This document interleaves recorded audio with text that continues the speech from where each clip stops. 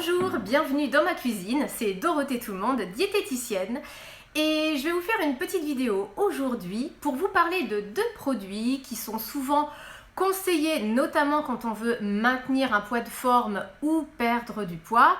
Un premier produit qui existe depuis quand même très longtemps dans les rayons de nos supermarchés qui est le fromage blanc, en particulier 0% quand on fait attention à sa ligne. Et un autre produit un peu plus récent dans les rayons qui nous vient d'Islande, qui est le skyr. Voilà. Alors, on va faire un peu le point sur ces deux produits. Quels sont leurs points communs, quelles sont leurs différences et lequel choisir. Alors, tout d'abord, le fromage blanc. Alors, le fromage blanc, c'est un produit qui est très intéressant. Déjà, c'est plutôt bon, c'est facile à utiliser, aussi bien dans des recettes salées, sucrées, au petit-déj, au goûter, enfin voilà.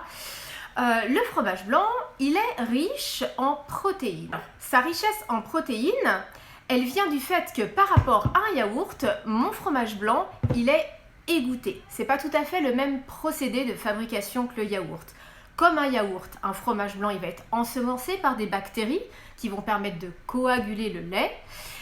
Mais par la suite, il y a une étape supplémentaire qui est celle de l'égouttage. Donc, on va séparer en fait le petit lait du produit fini. Donc, ce petit lait qui est le lactosérum va être éliminé du produit. On va avoir donc un produit plus concentré. Alors, comme il est plus concentré, plus riche en protéines, il va être plus rassasiant, d'une part. Parce que oui, les protéines, c'est rassasiant. Et ça va également permettre, grâce à cette richesse en protéines, d'aider au maintien de la masse musculaire. Donc, c'est assez apprécié si en plus, on a une activité physique importante. Alors, le fromage blanc, il a aussi d'autres avantages. Il est très riche, notamment en calcium, comme tous les autres produits laitiers. Alors, il va en contenir proportionnellement un petit peu moins que le yaourt, ou que le lait, à son état brut tout simple. Tout simplement parce qu'en fait, une partie du calcium, elle part dans le lactosérum au moment de l'égouttage. Donc, on va en perdre un petit peu. Mais néanmoins, ça reste une teneur très intéressante. On est autour des 120 mg de calcium pour 100 g, ce qui est encore très, très intéressant. Il est source de calcium et il va être également pauvre en matière grasse. Alors même un fromage blanc normal, basique, je ne parle pas de celui-ci qui par exemple est un fromage blanc 0%, mais son équivalent normal, basique, va être à environ 3% de matière grasse, ce qui reste tout à fait raisonnable et tout à fait correct. En fait, 0%, c'est vraiment pas indispensable, même si on fait attention à sa ligne. Un fromage blanc normal fait très bien le job. Voilà. Il faut savoir aussi que dans la plupart des fromages blancs industriels, dans de nombreux fromages blancs industriels de ce type, vous avez un enrichissement en vitamine D. Et la vitamine D, elle est super importante pour plein de choses, mais notamment pour l'assimilation du calcium. C'est bien beau d'avoir plein de calcium, mais si on n'a pas de vitamine D, on n'est pas super avancé finalement. Donc ça, c'est intéressant. Il faut faire attention aux compositions. Ce n'est pas le cas de tous les produits. Voilà. Alors, mon skyr dans tout ça, comment il se situe par rapport au fromage blanc? Eh bien, au niveau de sa fabrication, c'est à peu près du kiff-kiff. On a du lait, il est ensemencé avec des ferments lactiques et éventuellement aussi de la présure. Mais là, c'est comme tout à l'heure pour le fromage blanc. La présure, c'est vraiment dans certains produits, plus bio, fermiers, etc. En fait, l'avantage de la présure, c'est qu'elle donne un goût un peu plus doux que les ferments lactiques plus standards. Voilà. Mais dans les produits de supermarché, c'est que des ferments lactiques. Voilà. Donc, comme le fromage blanc, il va aussi avoir une étape d'égouttage qui va concentrer le produit et faire sa richesse en protéines. Alors, par rapport au fromage blanc, il va avoir plus de protéines, encore plus en fait. Lui, il est fait vraiment à base de lait écrémé, il est super pauvre, voire avec zéro matière grasse de toute façon, de base. Et donc, son taux de protéines, lui, il va facilement taper à 10 grammes de protéines pour 100 grammes, alors qu'un fromage blanc, on est plus dans les 7 grammes. Donc là, on a un produit qui est encore plus riche en protéines. Ce qui peut être intéressant, par exemple, en récupération, pour les sportifs, après un effort intense, si vous voulez une récupération au niveau des protéines, ça, c'est pas mal. C'est assez efficace. Ça va faire de ce produit aussi quelque chose, un coupe-fin particulièrement efficace. Parce que franchement, c'est vrai que quelques cuillères de skyr, on est calé, ça marche. Donc finalement, qu'est-ce que je choisis entre les deux? Bah honnêtement, il n'y a quand même pas une grosse différence. Oui, j'ai un peu plus de protéines là-dedans, mais j'étais déjà vraiment bien là-dedans.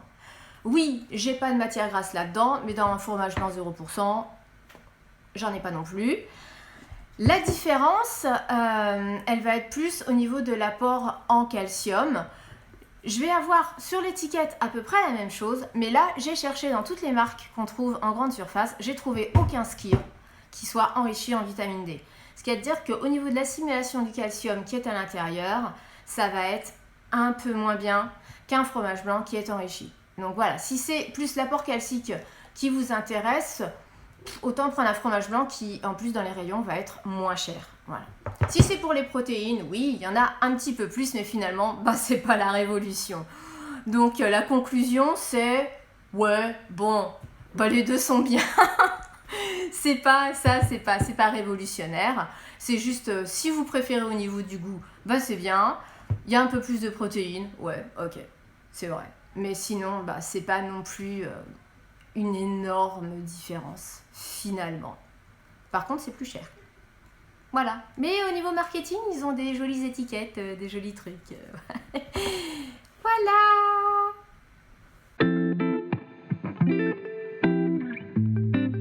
Je voudrais terminer cette vidéo par une considération plus générale autour de ces deux produits. Les deux sont clairement affichés comme produits à 0% de matière grasse. C'est l'argument de vente pour les deux. Donc l'intérêt, c'est l'intérêt de la perte, du contrôle calorique, de la perte calorique, de la perte de poids. Honnêtement, prendre un produit allégé ou un produit normal, conventionnel, tel un fromage blanc qui va être à 3% matière grasse, ça ne va pas changer la donne.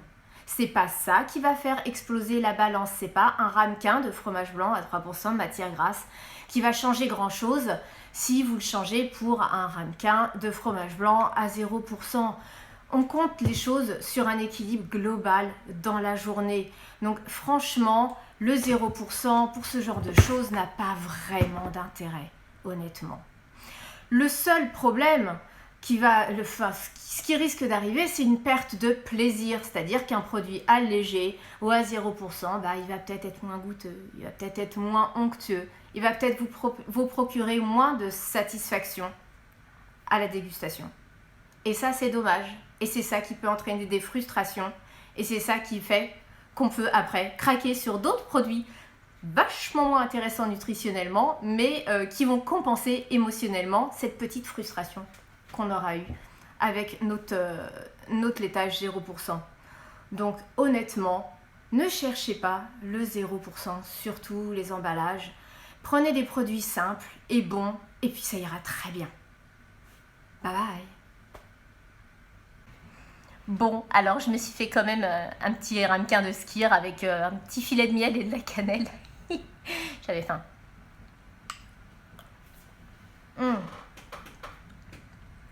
C'est pas mal, hein. Franchement, c'est onctueux, tout ça, mais ça cale de ouf. Allez, salut.